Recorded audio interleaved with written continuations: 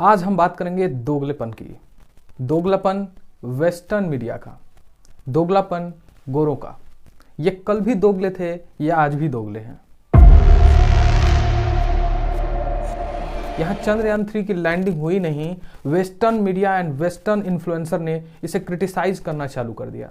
Nigel Farage जो कि UK के एक पॉलिटिशियन है, उनके अनुसार इंडिया स्पेस मिशन पर अपने पैसे वेस्ट कर रहा है, जबकि उसकी आधी जनसंख्या भूखमरी की शिकार है। They spend their money on space probes, as they spend their money on the military, they spend their money on nuclear weapons. Still half of the country lives below the poverty line.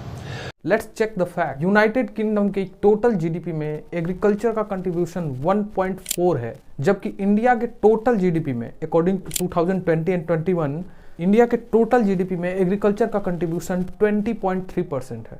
And India is the 5th biggest economy और हम इस list में UK से आगे हैं। तो मैं इनसे कहना चाहूंगा, चाचा होमवर्क करके आया कीजिए। Sorry.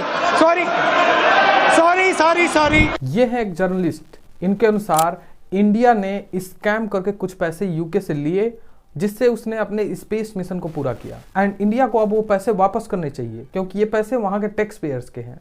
So like to now invite India to return the £2.3 billion foreign aid money that we sent them between 2016 and 2021. We're also set to give them £57 million next year. But I think the British taxpayer should keep hold. मैं इनसे कहना चाहूंगा कि इनके दादाजी जब India आए थे तो इंडिया की जीडीपी वर्ल्ड की जीडीपी का 35% था। एंड जब अंग्रेज भारत छोड़ के गए तो इंडिया की जीडीपी मेयरली 1% थी। इसे कहते हैं स्कैम।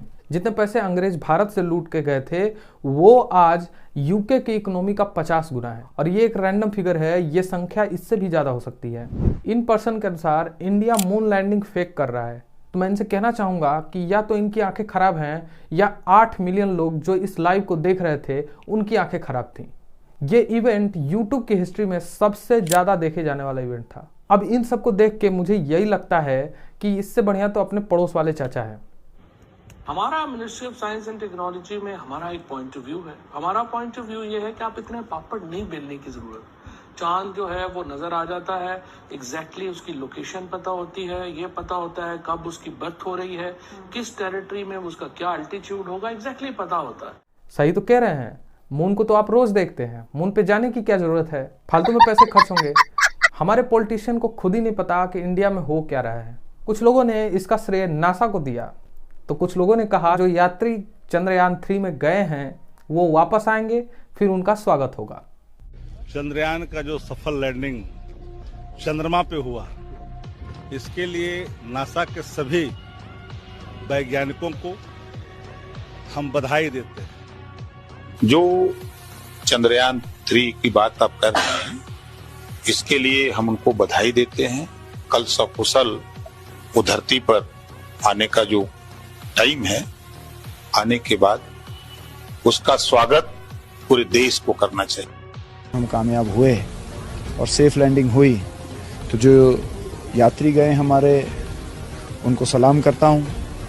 और हमारा देश एक कदम और साइंस में, स्पेस रिसर्च के अंदर आगे बढ़ा, उसकी सभी व्हाट आई बिलीव, अगर आपको किसी के तरक्की को क्रिटिसाइज करना भी है तो you have to have facts.